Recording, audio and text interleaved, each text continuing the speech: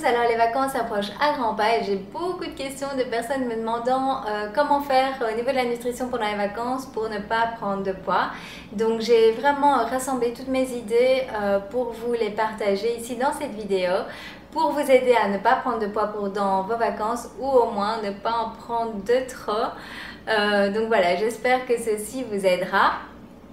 Et il faut déjà penser que le but n'est pas, voilà, pendant 1 ou 2 semaines de vacances, de reprendre le poids qu'on a perdu si difficilement pendant les dernières semaines, voire les derniers mois. Ce serait vraiment pas bon pour votre morale. Ce sont des astuces que je mets moi-même en pratique pendant mes vacances pour garder tout de même une nutrition équilibrée tout en me faisant plaisir. Alors tout d'abord, c'est pas parce qu'on est en vacances qu'il faut dire oh ça y est j'arrête tout, fini mon rééquilibrage alimentaire. Parce que vacances ou pas vacances, votre corps lui a toujours les mêmes besoins, il a toujours besoin de ses nutriments, il a toujours besoin de son hydratation. Donc je vous rappelle qu'un rééquilibrage alimentaire c'est une nouvelle façon de vous alimenter. Donc c'est trouver une manière saine de vous alimenter sur le long terme avec des choses qui vous font plaisir également. Donc on ne dit pas voilà vacances pouf c'est fini le rééquilibrage alimentaire, on verra ça quand je reviens. Parce que voilà, vous allez vraiment, vous risquez de le regretter et puis c'est vraiment pas dans le principe du rééquilibrage alimentaire. Donc je vais vous montrer, vous expliquer comment vous pouvez continuer votre rééquilibrage alimentaire en apportant à votre corps tout ce dont il a besoin tout en vous faisant plaisir. Donc il y a en fait 3 points essentiels à surveiller qui sont les boissons, la nourriture et l'exercice physique. Donc on va commencer par les boissons. Que vous soyez en vacances ou pas, votre corps lui il a besoin d'être hydraté, hein. C'est vraiment la même chose. Donc moi je vous conseille de boire au grand minimum 1,5 litre d'eau par jour. Il faut savoir que l'eau intervient à plein de niveaux au niveau de votre corps, mais surtout donc au niveau de l'hydratation, du nettoyage et de l'élimination des toxines, donc c'est vraiment important. En plus pendant les vacances, lorsqu'on visite, on a tendance à faire ça pendant plusieurs heures, donc il fait chaud aussi, donc on va transpirer, donc logiquement on devrait même encore boire plus pour compenser en fait l'eau qu'on perd par la transpiration, tout comme quand on fait du sport. Maintenant, je sais que c'est pas toujours évident pendant les vacances parce qu'on n'a pas toujours des toilettes à disposition. Donc je vais vous donner quelques conseils sur comment moi je fais en vacances pour quand même arriver à avoir ma quantité d'eau suffisante, mais je la répartis tout simplement différemment.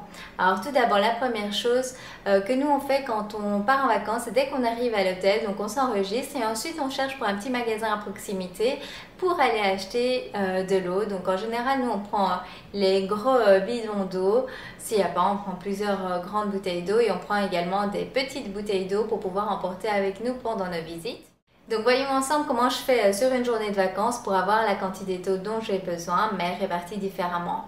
Donc la première chose, c'est que je bois de l'eau dès mon réveil. Donc dès que j'ouvre les yeux, je commence par boire de l'eau pendant que je me prépare, etc. Pendant le petit déjeuner, je bois également pas mal d'eau et je vais arrêter environ 10 minutes avant l'heure à laquelle je sais qu'on va sortir pour justement avoir le temps encore d'aller aux toilettes avant le départ. Donc en fait je bois beaucoup plus d'eau le matin que d'habitude. Ensuite tout va dépendre de vos activités. Si vous restez à l'hôtel ou sur la plage et que vous avez accès à une toilette, il n'y a pas de souci. Maintenant si vous allez en visite, je comprends que c'est moins évident. Donc voilà. Si l'on fait des visites, il est clair que je bois moins que d'habitude pendant la journée, donc pendant les visites.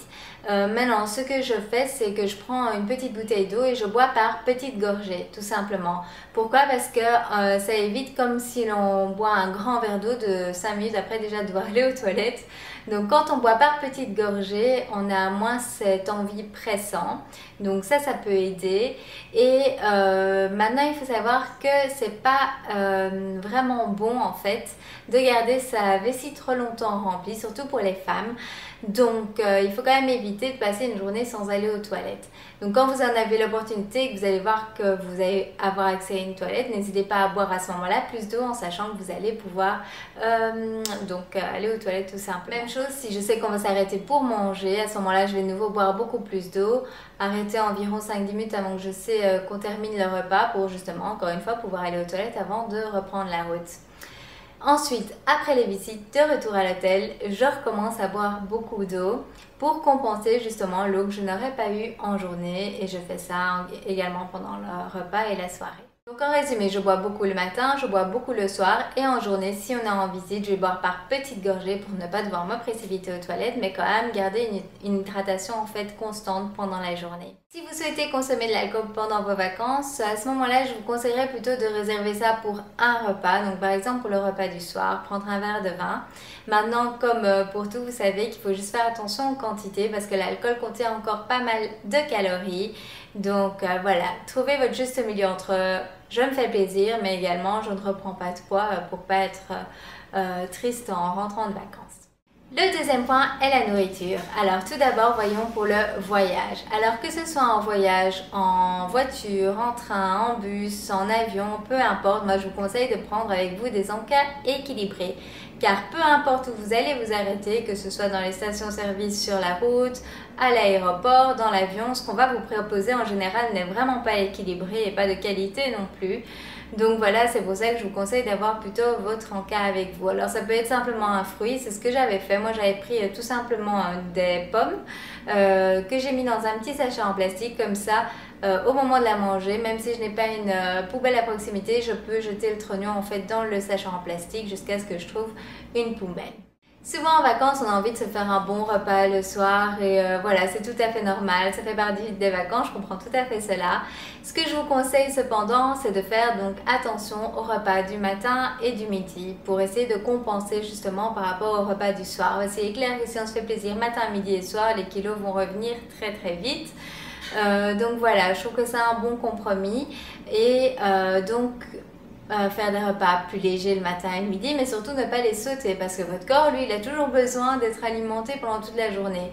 Ce qui va se passer si vous sautez les repas, c'est qu'au seul repas que vous allez donner, votre corps, lui, il va stocker un maximum parce qu'il n'aura pas été nourri pendant la journée. Donc vous ferez plus de mal que de bien. Donc mangez plutôt quelque chose de léger et comme ça, vous pouvez faire un peu plus de plaisir le soir. Voyons donc en journée comment ça se passe. Donc d'abord le petit déjeuner. Alors c'est un petit déjeuner à l'hôtel avec buffet, c'est assez dangereux parce qu'on aura envie de vraiment goûter à tout. Maintenant, qu'est-ce qu'il nous faut au repas? Il nous faut de la protéine pour pouvoir nous caler l'estomac. Donc je vous conseille de commencer votre repas par de la protéine. Ensuite, si vous avez encore envie de vous faire un petit plaisir, prendre un petit plaisir, mais nouveau en quantité raisonnable puisque vous savez que vous aurez encore d'autres repas sur la journée. Alors voici quelques exemples de ce que l'on peut retrouver en vacances. Donc vous pouvez avoir des omelettes, des œufs brouillés, des œufs au plat, des œufs durs, de la charcuterie, alors plutôt de poulet, quelque chose de plutôt maigre, du saumon. Si vous prenez du pain, prenez-en en quantité limitée, plutôt du pain intégral, complet. Ça contient des fibres, ça va mieux vous caler en fait. En dessert, vous pouvez prendre un fruit, profitez-en pour goûter les fruits locaux. Et sinon, vous pouvez prendre un yaourt, un fromage blanc 0%, dans lequel vous pouvez insérer les fruits et quelques mueslis si vous voulez ou quelques flocons d'avoine. Attention, les mueslis sont souvent sucrés, donc de nouveau, juste faire attention à la quantité. Au niveau des encas pendant la journée, faites-vous plaisir avec les fruits locaux. C'est une chouette façon de découvrir d'autres fruits. Et si vous êtes en hôtel du style all-in où vous avez de la nourriture toute la journée, vous pouvez également vous tourner vers de nouveau un fromage ou un yaourt à 0%. Au niveau du repas du midi et du soir, à nouveau la même chose. Commencez par la protéine et plutôt de la protéine maigre comme de la volaille, du poisson avec des légumes. S'il n'y a pas suffisamment de légumes dans votre repas, vous pouvez très bien commander une salade à côté ou alors plutôt sous forme de soupe. Il y a également des repas sous forme de soupe, donc des soupes assez imposantes avec dedans de la protéine comme du poulet, etc. Donc ça aussi c'est très bien. Dites-vous que souvent ce sera de toute façon plus gras que ce que vous faites à la maison, donc c'est pour ça que je vous donne ces conseils pour essayer vraiment de contrôler l'apport que vous avez au niveau de votre nutrition. Donc si c'est le midi que vous savez que vous allez faire le soir un repas un peu plus conséquent, essayez de garder cela beaucoup plus léger le midi par exemple en prenant une soupe, ça pourrait aider. Personnellement, quand je suis en vacances, il faut dire que pour le repas du midi, j'ai pas vraiment envie de prendre le temps de m'arrêter, de faire tout un repas, etc. Moi, j'aime bien profiter pour voir le plus possible pendant qu'on est en vacances. Donc, ce que je fais, c'est que je prends un shake nutritionnel. Donc, je prends en fait la portion de shake qu'il me faut avec moi pour ma journée. Et j'accompagne ça d'un fruit que je vais acheter à l'extérieur. Ce que j'adore, c'est que c'est super pratique. Je peux le faire à n'importe quel moment de la journée, quand je veux, où je veux. Donc voilà, ça c'est ma façon de faire. Maintenant, Maintenant, si vous ne prenez pas de shake nutritionnel, il n'y a vraiment aucun souci. Juste pensez à vous tourner vers quelque chose de plutôt maigre et qui contient de la protéine pour vous caler l'estomac. Aussi au niveau du repas, je vous conseille de faire au moins un des deux repas sans féculents, comme ça vous pourrez l'alléger. N'oubliez pas que vous n'êtes pas obligé de manger tout ce que l'on vous sert. Donc commencez par manger votre protéine et vos légumes et ensuite de la part de féculents. Vous pouvez peut-être manger par exemple la moitié, ce qui est souvent assez parce qu'on est souvent bien servi. Et évitez les petits pains servis en entrée de repas pour vous faire patienter de votre repas parce que les calories de ces petits pains additionnés avec le beurre, etc., ça peut vraiment faire augmenter vite votre rapport calorique du repas. Et au niveau du dessert, moi je vous conseille à nouveau soit les fruits locaux, soit tout simplement une tisane pour terminer le repas. Donc voilà, évidemment tout ça c'est des conseils que je vous donne, après vous faites comme vous voulez, mais c'est pour vous aider à y voir un peu plus clair sur quels sont les choix à faire pour justement arriver tout de même à contrôler l'apport en calories des repas sur une journée. Et puis surtout, écoutez votre corps. Si vous sentez que vous n'avez plus faim, arrêtez-vous. Parce que voilà, si vous continuez à manger, en fait, il faut savoir que tout l'excès va se stocker d'office en graisse. Et puis vous allez aussi dérégler votre corps et avoir l'impression d'avoir de plus en plus faim. Donc c'est vraiment pas une bonne idée de continuer à manger quand on est rempli. Donc voilà. Écoutez votre corps et ensuite dès votre retour de vacances reprenez vos habitudes habituelles à la maison comme ça, même si vous avez pris 1 ou 2 kilos pendant les vacances, c'est pas grave, sur la semaine, les 2 semaines qui suivent vous allez les reperdre. Donc évitez de faire comme moi je le faisais auparavant, encore une semaine de vacances à la maison où on mange n'importe quoi et pour finir on prend du poids alors qu'on en avait presque pas pris pendant les vacances. Voilà, donc ça c'est encore une autre astuce. Et puis aussi surtout parce qu'en faisant cela, de ne pas se reprendre directement à la maison, on peut souvent retourner vers nos anciennes habitudes qui nous ont fait dans un premier temps prendre du poids. Donc c'est clair que si on recommence, ça va également faire la même chose, on va reprendre du poids. Donc voilà, être vigilant à ça. Dès qu'on rentre à la maison, on reprend ses bonnes habitudes. Et le troisième point, c'est l'exercice physique. Alors, je vous conseille vraiment de vous planifier quelques tranches d'exercice physique pendant vos vacances. Si vous ne planifiez pas, à tous les coups, vous n'allez pas en faire. Donc, n'oubliez pas également de prendre vos baskets avec vous et une petite tenue pour vous entraîner. Vous pouvez faire par exemple le sport le matin à jeun, juste avant d'aller prendre votre douche et de vous préparer pour le petit déjeuner. Alors ça ne doit pas être des séances d'1 heure pendant les vacances, même si vous faites en 10, 20, 30 minutes, c'est parfait. Dites-vous que tout ce que vous allez faire, c'est toujours ça en plus que si vous ne feriez rien du tout en fait. En plus ça en le faisant le matin, après vous prenez votre douche et voilà, c'est fait pour la journée, vous ne devez même plus y penser. Si vous avez une salle de sport à disposition dans votre hôtel, ben, profitez-en. Puis souvent il y a également des cours donnés, donc ça peut être une chouette façon de découvrir de nouveaux cours. Maintenant, si ce n'est pas le cas, il n'y a pas de souci, vous pouvez tout simplement faire des exercices de renforcement musculaire dans votre chambre ou tout simplement aller vous promener à l'extérieur ou faire un petit footing. C'est bon aussi. Si vous n'êtes pas du matin, un autre moment qui peut être bien pour faire du sport, c'est le moment où on rentre à l'hôtel pour prendre sa douche et ensuite aller dîner.